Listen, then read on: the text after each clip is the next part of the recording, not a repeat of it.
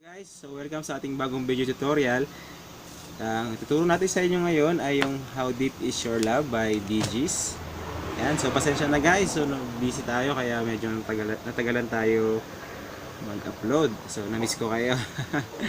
Yan, tuturo ko muna sa inyo yung intro. By the way guys, itong video na to ay pang beginner, so mamaya mag-upload tayo ng medyo pang pro naman na kayang-kaya ng mga beginner. Ano yun, hybrid yun siya ng bass na gitara. Okay, so tuturo ko muna sa inyo yung intro. Yung intro natin ay apat na chords lang. So gagamit tayo ng ating pick kasi puro strumming pattern tayo kasi nga pang beginner lang to. Pwede rin siya matugtog ng mga pro kung ayaw nyo masaktan or ayaw nyo mahirapan. Ayun, so ganito. Ang mga chords muna natin ay ito, D. So parang hindi nakafocus sa atin. Ayan. So yan, focus na. D. Ang D ay third string ng second fret, first string ng second fret at saka second string ng third fret. D. Tapos D major 7. Yung D major 7 ay ganito lang. Ganito lang yung simpleng paraan niya.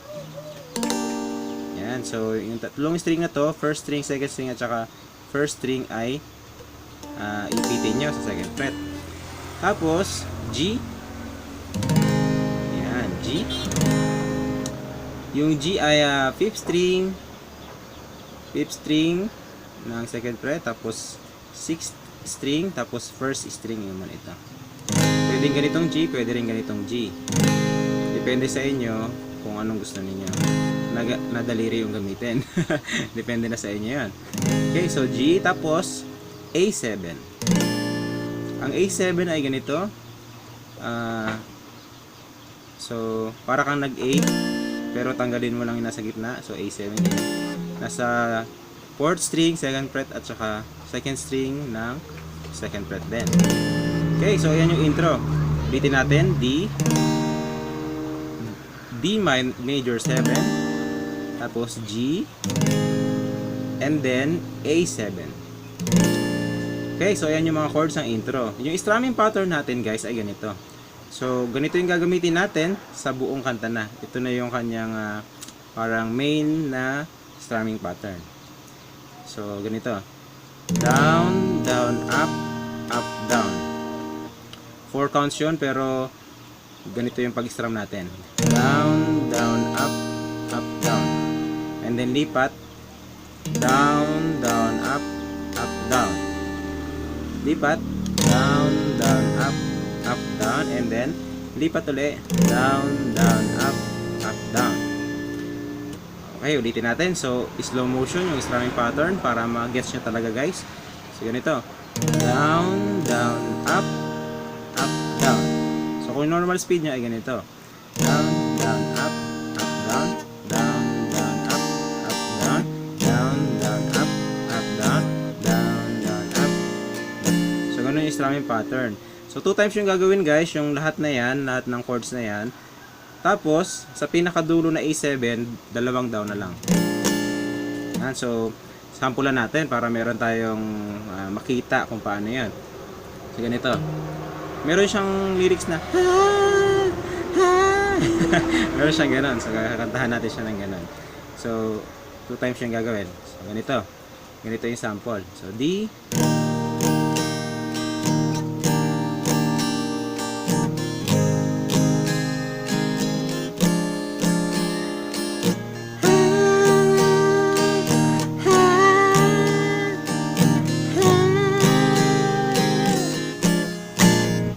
so hindi ko alam kung tama yung haha ko pero ganun yun siya. So ganyan. Sa pinakadulo A7, dalawang bagsak. Okay, so ganun na. And then pasok na.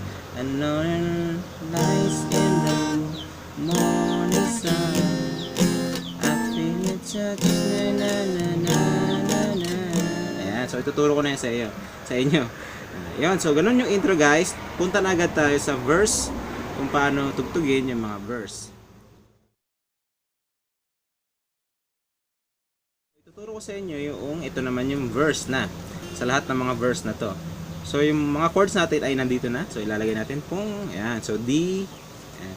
Kung mapapansin nyo, meron siyang ganun. Meron ganun. Yung bar na ganyan. Nakapaloob yung mga D, yung iba.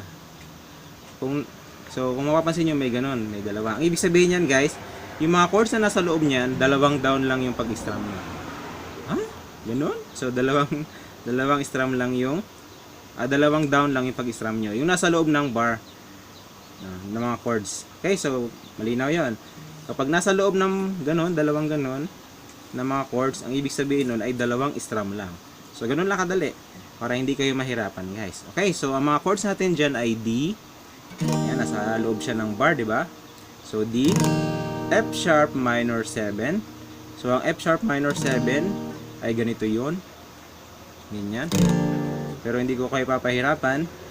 Ang gusto ko ay matugtog nyo na kagad dito. So, ang gagawin natin na F sharp minor 7 ay ganito na lang. Parang D major 7 kanina, pero tawagin na natin siyang F sharp minor 7 kasi yun yung original. So, F sharp minor 7. Ayan. So, ito no. Ipitin nyo itong tatlo na to. Ayan. And then E minor. Yun. E minor. Ang E minor natin ay nasa 5th string at saka 4th string ng E minor. And then B7, yung B7 ay ganito. So, mahirap ulit siya, may bar chord siya. So, gagawin natin yan, ganito na lang. Di ba kanina ay nasa ganito kayo, F sharp minor 7. Nadagdagan nyo lang siya ng isang daliri na ganito. So, ganyan. Dagdagan nyo lang nito. Nasa 4th fret ng 2nd string. Yan. Ito yung B7. Yan, B7. So, ulitin natin, no? D. Diba, sabi ko, dalawang down lang yan lahat ng nasa loob ng bar. Okay, so, sample na natin. Ulitin natin yung mga chords. D, F sharp minor 7, E minor, and then B7. And then, balikan ng E minor. Tapos, F sharp minor 7 ulit. And then, A7. So, natapos na yung nasa loob ng bar. Balik ulit tayo sa normal chords. Normal na strumming pattern din. So, ano na nga yung strumming pattern natin? Yung down, down, up, up, down. Yan. So, ganun siya. Pag wala na siya sa loob, yung balik na tayo sa ating main na strumming pattern. Yung down, down, up. So, ulitin natin yung mga chords. Ito yung part 1 ng mga verse, para hindi kayo malito, guys. So, part 1 muna yan. Kasi mahaba yung mga chords yan eh. So, ayan. Ulitin natin. So, D. Na na na na na na na na na na na na na na na. Down, up, up, down. And then, ito na yung part 2 ng verse. So, mga chords na natin dyan ay D. So, papansin nyo, nasa loob yung D at saka yung F sharp minor 7. Ibig sabihin yan ay dalawang down na strum lang yung gagawin yan. So, D, and then F sharp minor 7, and then B minor. So, B minor, ganito yung B minor. So, ganyan yung B minor. Mahirap siya. So, ang gagawin nyo, guys, ay ganito na lang. Paano ko ba kayo susolusyonan? Ganito. So, yan. So, galing kayong F sharp minor 7. Dadagdagan nyo lang ng isa. Dito naman sa third fret, yung B minor. Yan, ganyan na lang yung B minor ninyo para hindi kayo mahirapan. So, yan. So, F sharp major 7. Tapos, dadagdagan nyo lang ng isa sa second string ng third fret para maging B minor. And then, E minor. And then, A7. So, yung B minor, E minor, at saka yung A7, wala na siya sa loob ng bar. Ibig sabihin, ang strumming pattern dyan ay yung main strumming pattern natin, yung down, down, up, up, down. Okay, so ulitin natin from the top, buong verse na. So, kantahan natin guys para hindi kayo malito. Para meron kayong sample. So, babagalan ko lang, no? Nito. So, yung lyrics natin. Yung lyrics natin ay nandito lang sa Google. Nag-google lang ako. Walang chords yan. Walang chords yan guys. So, yun. Hindi ko alam bakit yung Google mali-mali minsan yung mga lyrics. O baka ako lang talaga mali-mali yung lyrics. Okay, so ayan. Dito na tayo sa mga chords niya. So, nagbabasa tayo habang tumutugtog. So, ito na. D. I know your eyes in the morning sun. I feel it too. Na na na na na. Na na na na na na na na. Na na na na na na. Ayun, so ganun lahat ng mga verse. Dali lang guys, di ba? So, punta na agad tayo sa refrain, yung karugtong nun.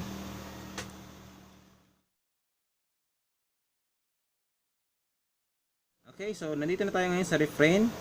Ang mga chords natin dyan ay G. Ayan, G. So, G, di ba? G. So, alam nyo na yung G kanina. Tapos, F sharp minor 7. And then, E minor.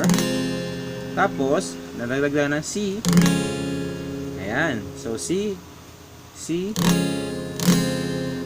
para madali na lang. So, pwede rin itong dalawa na lang para hindi kayo mahirapan. Yung C major 7. O, C major 7 na lang ilagay natin para hindi kayo mahirapan, ha? Sulat ko muna. C major 7. Ayan. So, ito lang. So, para siyang C, tapos magbawasan natin. So, as a 4th string ng 2nd fret at saka 5th string ng 3rd fret. Ayan. So, C major 7, and then F sharp major 7, and then A7. Yun. So, pansin nyo, wala siyang bar chords na ganun, bar line na ganun. So, ibig sabihin, lahat yan ay, ang strumming pattern natin yung, ay yung down, down, up, up, down. So, ganun. Dito tayo sa refrain, kantahan natin para meron kayong sample.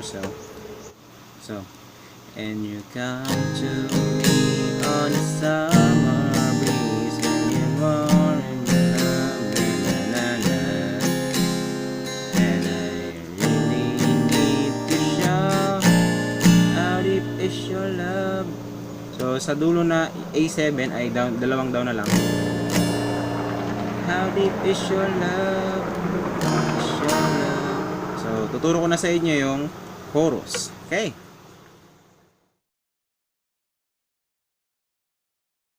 Tayo sa chorus. So, ayan.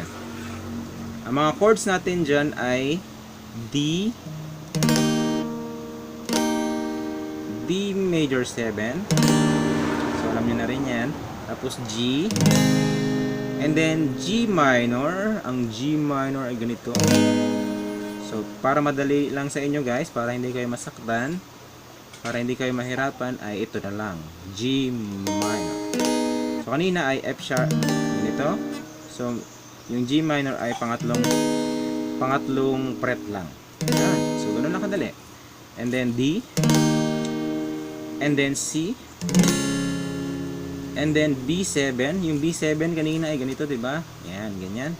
So, kung hindi nyo kaya itong finger na to, ito na lang hiniliit yung ilagay nyo para malayo yung range. Malayo yung range, ganyan, no? Yan, so malayo yung range. Yan. So, B7, and then B7 uli, and then E minor, tapos G minor. Paano ng G minor? Ganito na lang. Ayun. So, ganun lang kadali, di ba? Kantahan na natin guys ng buo para meron kayong sample. So, sa D, di ba?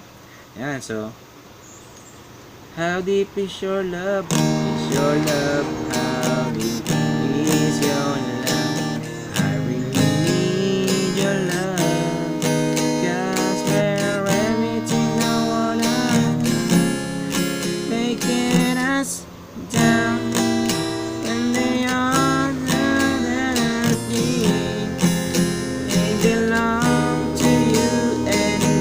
After niya, ng G minor ay balik ulit sa mga chords ng verse. So, na na na na na na na na na na na na.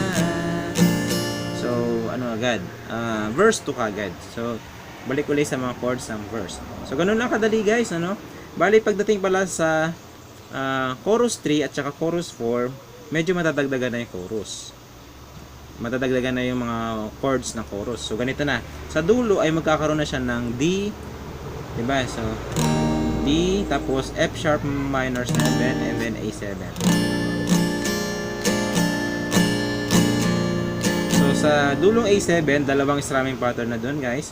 So dalawang down, down, up, up, down, down, down, up. So sa ano to chorus 3 at saka chorus 4. Meron na siyang dagdag na la la la la la. Ayun. So ayun lang yung dagdag, guys. Yun lang naman yung dagdag. Sa dulo na siya.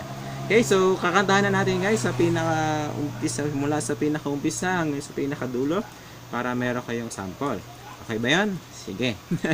So mula muna tayo sa intro para hindi kayo malito. Okay, sa intro. Ito na. So hindi ko kabisado guys yung lyrics ko. So ang gagawin ko ay ihim ko na lang kung hindi ko alam yung lyrics niya. Yan. So dito tayo sa intro, no?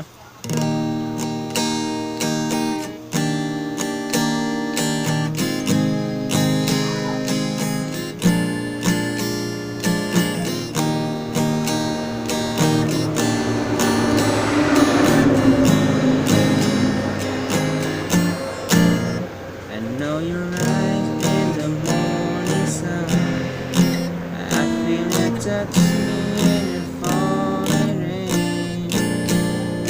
Na na na na na na na na na na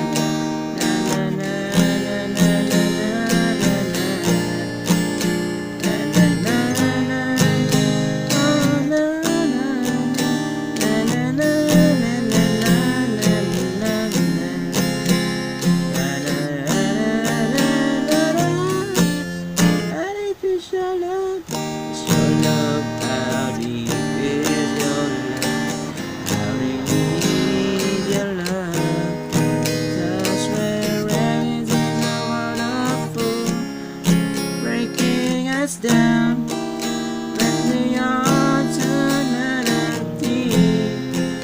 We belong to you and me.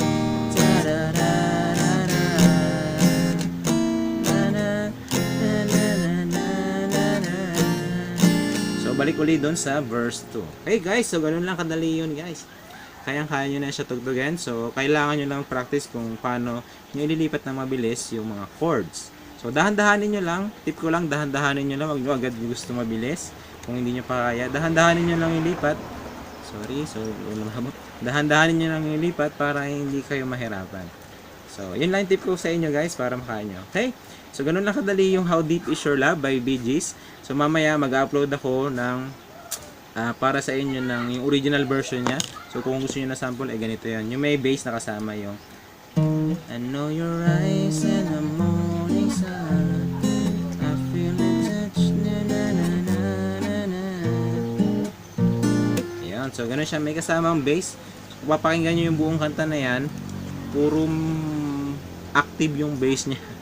So, ang gagawin nyo, nagbe-bass na kayo, tapos nagpa-plucking pa kayo sa baba, edi hybrid, di ba? Astig. So, mamaya i-upload ko rin yan para sa inyo. Kaya punta tayo sa mga shoutout natin. Guys, ito yung shoutout natin. So 5 lang muna. Hindi natin masya-shoutout yung mga nag-request nito kasi nasa 70 plus na sila lahat. So hindi na kasya sa video. Magtatagalan na talaga. So pasensya na talaga. Shoutout na lang sa inyo sa lahat na nag-request nito. Tapos yung shoutout natin ay si Robin Flores, Jensen Antonio, Mr. Porno, Senpai Channel at kay Jobert Labro. Yan, sila yung mabibilis mag-comment pag nag-upload ako. Yan. Sa shoutout kayo pag mga nauna kayo sa pagko-comment. Okay? Guys, so kita tayo sa next video natin. Bye!